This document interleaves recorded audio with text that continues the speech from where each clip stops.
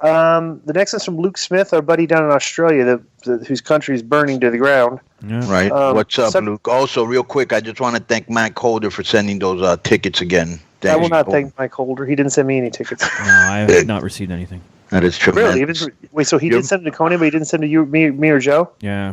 We're okay, I'm going to make job, Mike. I know he We've listens to the slighted. show. Mike Holder's a tool. Okay? All right. Next one's from Luke Smith, and the subject is head bookers. Hey, guys.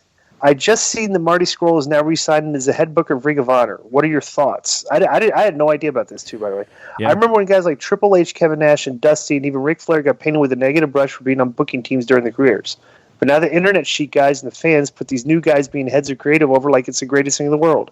Seems hypocritical to me. Luke Smith. It is hypocritical. Like, but bro, let me tell you something. All these dirt sheet guys get caught in these... They get caught in hypocritical positions sometimes. Because, it's... I don't know. I'm not a fan of bookers working unless the guy's a really, really good booker.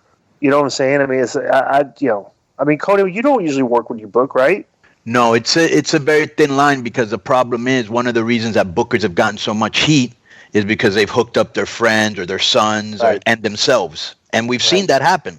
Okay. And that's funny because, I mean, you tell me a position of power anywhere, politics, a guy at FedEx, anywhere where anybody that's in a position of power doesn't take advantage of it because that's like seriously 1%, if that. Okay.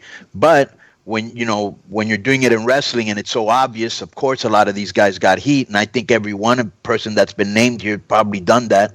And, but so I'm not a real big fan of that. Not only that, here's the other problem.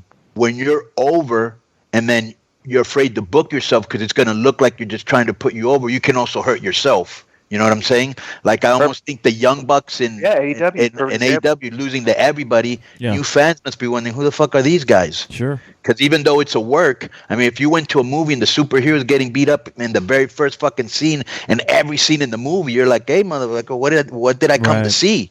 You make a great point. Yeah. And the thing is here's the problem, okay?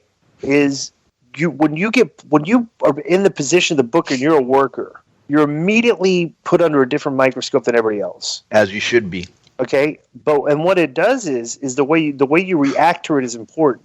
Right. So if you're sitting there worried about what people are going to think about you pushing yourself or pushing your friends, right, and your booking, to appease is damaged because of that. Because you may start making incorrect booking decisions because you don't want people to think the perception is there that that's what you're doing. Exactly. Bro, if you're gonna be the booker, you just can't give a f about what anybody thinks. At the end of the day, and this would be my advice, because I have been in that position, is as long as you do what's right for business, that's all you need to care about. You know what I'm saying? If you going over is the right thing for business, then that's what you need to do. Absolutely. Like if every decision you make is based on what is best for the business of this company and then growing it and getting guys over, then if you stray from that path, right, then you're not doing your job. You're fucked. Yep. You're like you said, you're booking on other people's reactions. You can't book like that. Yeah. I know you always read. Good question, though.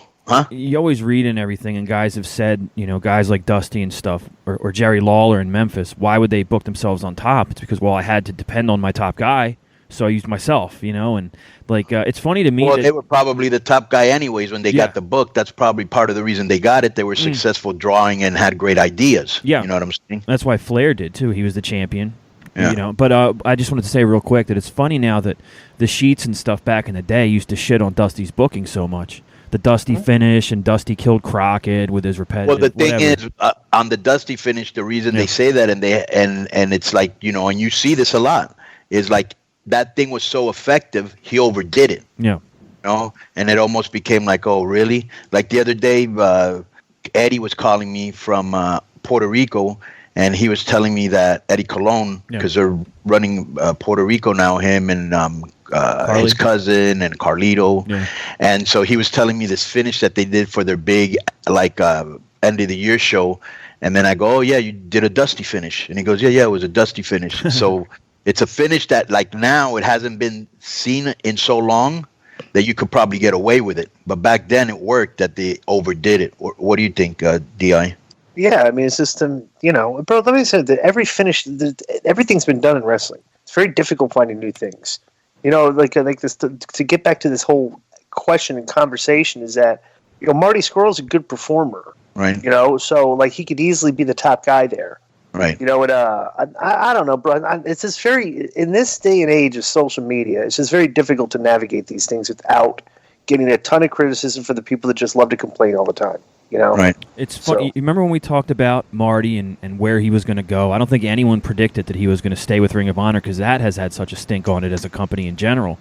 But, it's interesting. But probably he wants to maybe be a guy that helps turn it around by bringing in new talent and some new ideas because he's a good performer. And that we've seen that he showed up on NWA. Yeah. And I believe Aldis showed up on ROH. Yep. And both of them are good in the ring and on the mic and are both smart. So that could be the start of something, So let's see how he does. He might have, this other guy's been there how long? Hunter Johnson? Been there how long? Yeah, at least 10 years since it went. Gabe was the booker and then Adam Pearce and then Delirious for a long time. 10 years at least. He might have hit a creative bubble. He might need some help. They might like his ideas and say, hey, let's freshen this up. Who knows? We'll find out. People sleep on Ring of Honor because AEW came in and got on TV and all that, but people forget that Ring of Honor has a lot of money behind it. If the Sinclair Broadcasting wanted to open the purse strings a little bit, and maybe they did for Marty. But they took a big hit with, I heard he got an incredible deal, but they took a big hit when, all those guys went to AEW, and I thought Marty was going to go too.